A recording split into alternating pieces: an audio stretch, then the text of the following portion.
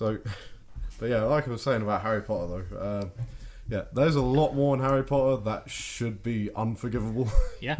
Polyjuice potions, for example. Right? You know. I can only imagine those have been used for horrible things. Oh, God. Has anyone seen Hagrid? Huh. I did notice him picking a lot of hairs. Yeah. Yeah. I know, yeah. I mean, not to mention, in the fourth film, like, a Death Eater uses it to masquerade as, was it, like, Defense Against the Dark Arts teacher? Yeah. And, yeah. And almost kill Harry. Yeah. You know? Well, The first of many times. Yeah, the first many times? Yeah. Yeah. So, I like that the crux of Dumbledore's plan seems to be, oh, don't worry, if he dies, he does.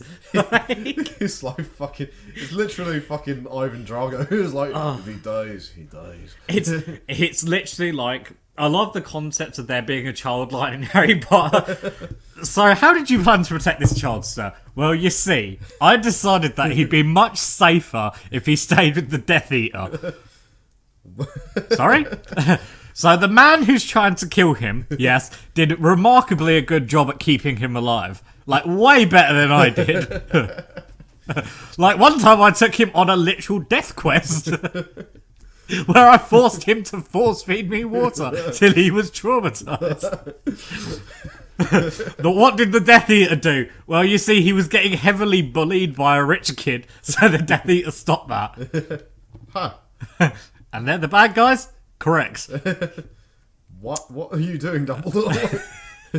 I don't even know anymore. The way I protected Harry Potter was being by literally as negligent as possible. I put him in the worst family setting as possible. I was warned about it as well, but nah, fuck it. No. I know the Harry Potter superfans are going to kill us for this, but this is another one I like. Yeah, I love that. Harry Potter fans. Harry Potter fans. J.K. Rowling and accessories. There's going to be a lot of angry people, well, angry women in their 20s and 30s, Yeah. specifically, you know, but... Hey, men can like Harry Potter too. Well, yeah, I know, but... We're not sexist here. Oh, true, yeah, but... The ones that are going to come after us, though. Oh, definitely, by far, yeah.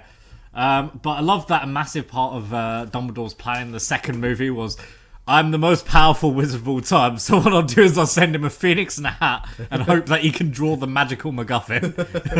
I love the concept of the other way the movie happened was Harry reaches into the hat, nothing comes out, and the snake just eats him alive. Followed by sad Harry Potter music and Dumbledore on trial. I just imagine... So you got the child who lived in your school? Yes. And then you made him fight a basilisk? Yes. By himself? Yes. And then you just assumed that the sword would come out the hat, basically. And then he got eaten by the snake, inevitably. No, I just imagine, like, there's like a jury booth and, like, Ron's in there and he's just bawling his eyes out because his sister and best mate are dead. Dumbledore let 30 students die before he came back and fixed it. Oh no, yeah. Do you know what happened to Luna? What did happen to Luna? She got eaten. Oh shit! Along with the rest of the Gryffindor gang. No, to be fair, I think Luna. Neville's missing an arm. I swear Luna was like Ravenclaw. Was she? I think so. Yeah. Alright. Yeah. I'm not entirely sure. I don't know Harry Potter that well. I do, but I not don't that think well. she was Gryffindor anyway, and she definitely wasn't Slytherin. So. No, I remember she just turned up in like the fourth or fifth movie. Fifth one, yeah. And I remember she was in the last two books because that's the only ones I read cover to cover. Yeah. Yeah. Or the last book anyway. Oh yeah. It's like, oh, I'm so quirky. Ooh. Yeah. Yeah. Yeah. Yeah. Oh yeah. Neville's missing an arm. Why? The basilisk ate it. If you really think about it, Dumbledore should have done a bit more to stop the giant fucking snake that lived in his basement. I like to think that Neville would be the one to stop it, you know, because he actually did draw Godric Gryffindor sword out, you know. So this is my second question. Yeah. Did Dumbledore know there was a basilisk in his basement? How did he know to send the phoenix down there and the sword? Without him being aware that there was a giant snake in his basement. Or was it? Did the phoenix just go down by itself? With the sword and the hat? Like, maybe. Is the phoenix the true hero of the movie? I feel like Is Dumbledore literally that negligent that the bird went, "Fuck it, I guess I'll do it then"? Fawkes is the true protector of Harry Potter. I also love how the Order of the Phoenix exists and then just does nothing for about 3 books before they turn up. Yep. And I know it's going to be like, yes, but they were busy fighting off the Death Eaters, and it's like, Harry was also a child. Yeah. Do you know how easy it is for a child to die? No, to be fair, what would have happened if Harry was choking on something? It's like, well, his fucking god-awful family aren't going to stop him. In fairness, they did come when, Eventually. Oh yeah, right at the last minute. Yeah. In the 5th book. Yeah, eventually. Yeah. Yeah, and then Sirius died and got eaten by a door, so yeah. Yeah. Yeah. Also, once again, the Ministry of Magic has a door to death. Yeah. Just like, sitting at the bottom of their what thing. the fuck was the crack with that door? I mean, you're just like, Sirius dies, and then... Also, was everyone aware of that? Like, once again, if Voldemort was the most powerful wizard ever, and he has broken into the Ministry of Magic before, could he have not gone, I need to get rid of a baby, and there's a door that leads to the afterworld? Whoop. I'm literally sending him to hell. Like, in fairness, I mean, I could forgive that because, Voldemort's been killing people with, Avada Kedavra for years. What was the chances that, that was going to happen? Yeah. Yeah, he probably didn't do it again though, until he was certain. Actually, what did stop him from just doing it again? Well, I think it was like, shit. Yeah, why didn't he get Quirrell to do it? Yeah.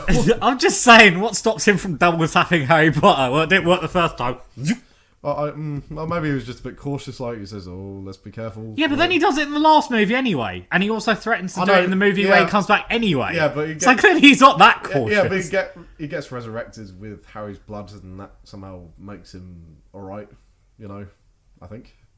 Because there's the whole scene in the 4th film where I can touch you now and all that shit. So yeah. Does Voldemort often touch children? Is my next question. Yeah, that's pretty unforgivable. That's a different kind of unforgivable curse. But lots of things that definitely assist in that kind of behaviour, though, in the Harry Potter ones. Okay, but right. So the next question is, okay, so you couldn't touch him, yeah?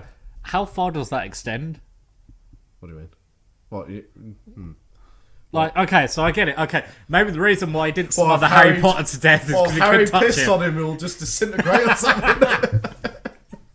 I'm melting, no! It's like the Wicked Witch of the West. I'm just like Voldemort's got fucking Hermione and Ron, in a fucking headlock. I'm like, I'll kill your friends, Harry, I swear. Taste my piss, Voldemort. I like to think Harry's just waving his wand behind his back and he's doing Wingardium Leviosa with a piss bottle just above Voldemort's head. No, Harry Potter can only do 2 spells. The Patronus and the other one, Expelliarmus. Oh, those are the ones that he used the most. But I think he does use the Imperious Curse at one point. Yeah, probably. Yeah, when he's in the bank. Oh. Yeah. Then he mind controls the goblin. Oh yeah. Yeah, there's nothing wrong with that, though. Yeah. Arguably, that's the worst one. Yeah, it's fine for the heroes to use it. Yeah. Use it's not a forbidden curse when they're heroes. Yeah, exactly. This is for good. Just, at that also, point, don't forget there's love potions. Time turners, for some reason, were made and then banned. Love potions are essentially roofies with, extra steps, That's roofies with less steps, Danny. Or less steps.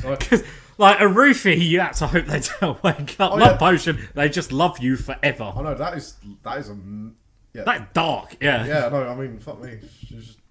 I'm sure there's a lot of Hollywood producers that would love to get their hands on that shit, Harry Potter and the love potion. Oh. Harry Potter and the civil lawsuit.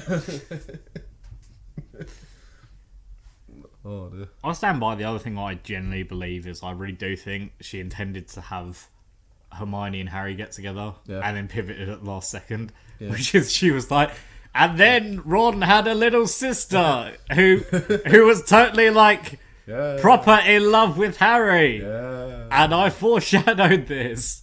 Yes, there's no other love interests that could have been better. Remember the time where she said, I like you? Yeah. Yeah. I feel like she was just thinking, I I need to do something with Ginny. What should I do? I'll make a Harry's girlfriend. Fuck it, yeah. I really liked the concept of Harry and Luna. Yeah. Oh yeah, that was good. That was a good one. Yeah. Just because grief does bring a lot of people together. Yeah. But nope, she ended up with Neville. Mm-hmm. Arguably, fair play, lad. I think maybe in the film, I think it's different in the books. Who does he end up with? I've no idea. I think it's just some random girl. Oh. Yeah. Chick McGee. Yeah. There's loads of side characters in Harry Potter which people obsess over, and I feel like if we said it wrong, then they might get a bit, It's like, he doesn't end up doing it in the books. Oh no. But equally, who gives a fuck? True.